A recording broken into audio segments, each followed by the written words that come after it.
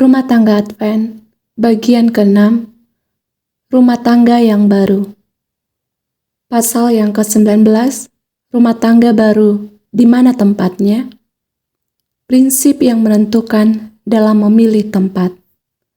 Dalam memilih sebuah rumah, Allah kehendaki supaya mempertimbangkan yang pertama segala pengaruh moral dan keagamaan yang akan mengelilingi kita dan anggota-anggota keluarga kita.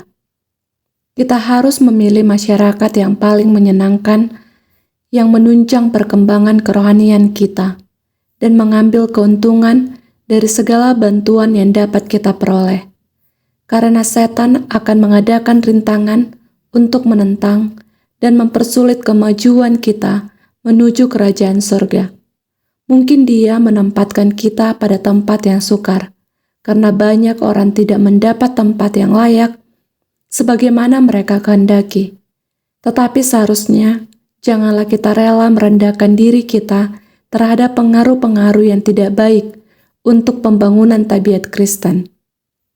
Apabila tugas memanggil kita untuk melakukan yang demikian, kita harus berdoa dan berjaga dengan sungguh-sungguh, supaya melalui rahmat Kristus, kita boleh berdiri dengan tidak dicemarkan.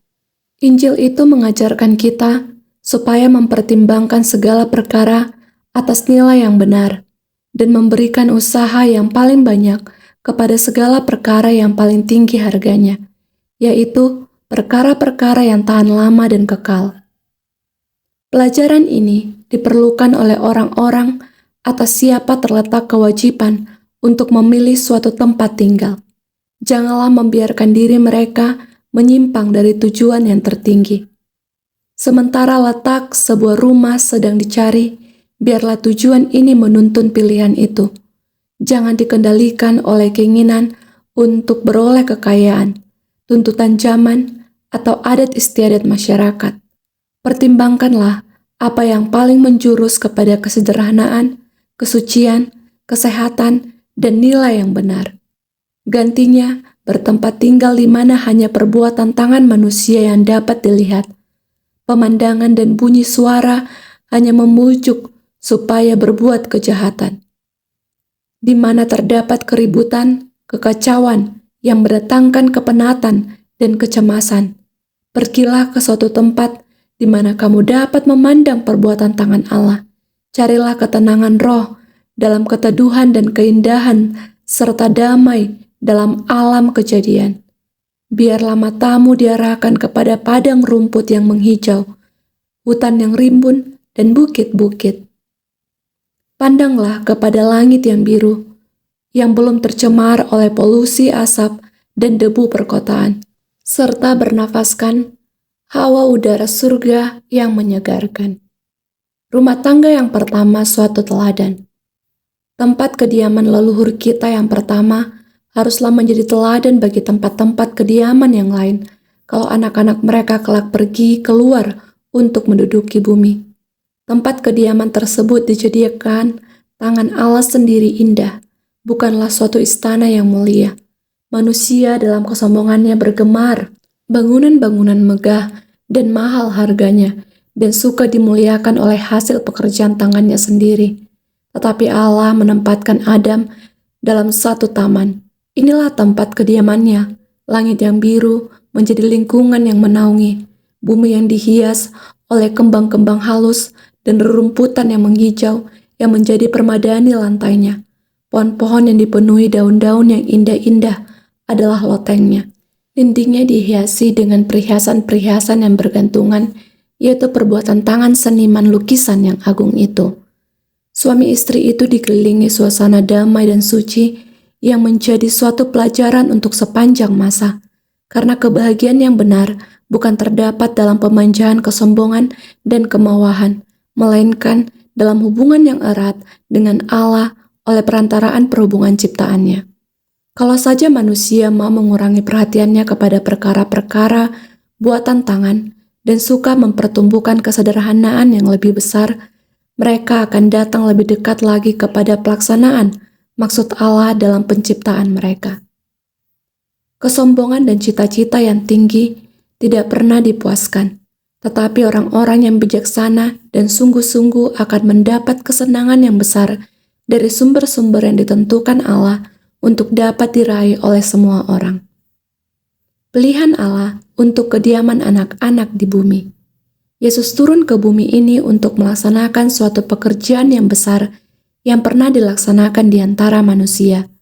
Ia datang sebagai duta Allah untuk menunjukkan kepada kita bagaimana cara kehidupan supaya memperoleh hasil-hasil yang gemilang dalam hidup. Kondisi yang bagaimanakah yang telah dipilih oleh Bapa yang kekal itu untuk anaknya? Sebuah kampung yang sunyi di bukit-bukit Galilea, suatu rumah tangga yang dipelihara dengan kejujuran penghargaan diri, suatu kehidupan yang sederhana, bergumul setiap hari dengan kesukaran dan kesulitan, pengorbanan diri, penghematan, pelayanan yang sabar dan sukarela, menghemat, menggunakan waktu belajar bersama ibunya, dengan membuka tulisan-tulisan Alkitab yang dalam gulungan. Dalam keteduhan fajar di lembah yang hijau, membayangkan tugas suci dalam alam kejadian, mempelajari alam kejadian dan pemeliharaan Allah, dan perhubungan jiwa dengan Allah. Inilah kondisi atau keadaan dan segala kesempatan bagi Yesus ketika masih muda. Pengaruh tempat tinggal kepada tabiat Yohanes. Dalam tanah perjanjian, disiplin telah dimulai di padang gurun itu, diteruskan di bawah keadaan yang sangat baik untuk pembangunan dan kebiasaan yang benar. Orang banyak tidak dikumpulkan berdesak-desakan di dalam kota-kota, melainkan tiap-tiap keluarga mempunyai milik tanah, menjamin kepada semua orang berkat-berkat yang memberikan kesehatan dari kehidupan yang sewajarnya tidak dikacaukan. Pengurus tempat tinggal kepada tabiat Yohanes. Yohanes Pembaptis seorang pembuka jalan bagi Kristus, menerima pendidikannya yang pertama dari ibu bapanya. Sebagian besar kehidupannya dihabiskan di padang belantara, adalah pilihannya untuk melakukan segala kegemarannya dan kemewahan hidup kota mendisiplin dengan keras di padang belantara. Di tempat inilah ia dikelilingi suasana yang menyenangkan, membentuk kebiasaan kesederhanaan dan penyangkalan diri.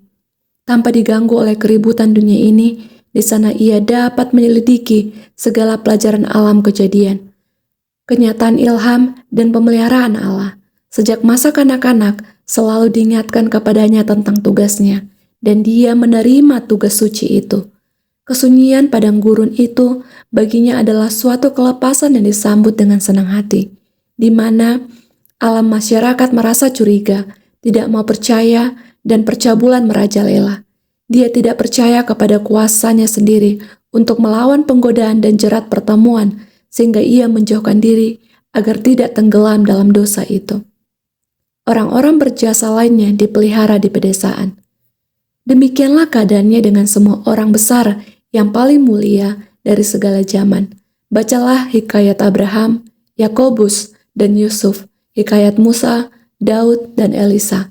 Pelajarilah kehidupan orang-orang yang datang kemudian, yang telah menduduki jabatan yang dipercayakan dan pertanggungjawaban.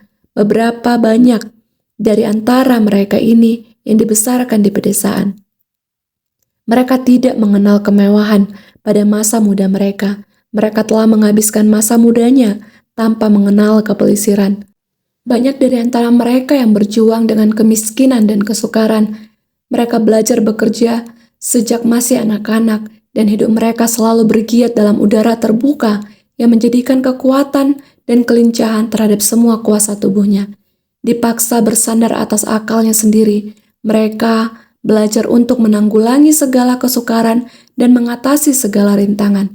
Lalu mereka memperoleh keberanian hati dan kekuatan untuk bertahan.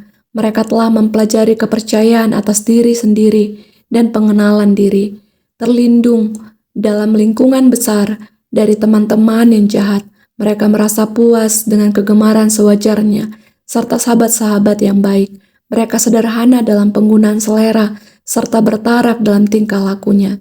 Mereka diperhatikan oleh prinsip, maka mereka dibesarkan secara murni, kuat dan setiawan. Apabila mereka dipanggil dalam tugas kehidupan, mereka telah membawa kuasa mental dan kekuatan dalam tubuh, kegembiraan yang bersemangat, kesanggupan untuk merencanakan dalam melaksanakan, dan ketetapan melawan kejahatan yang menjadikan mereka mempunyai kuasa yang positif.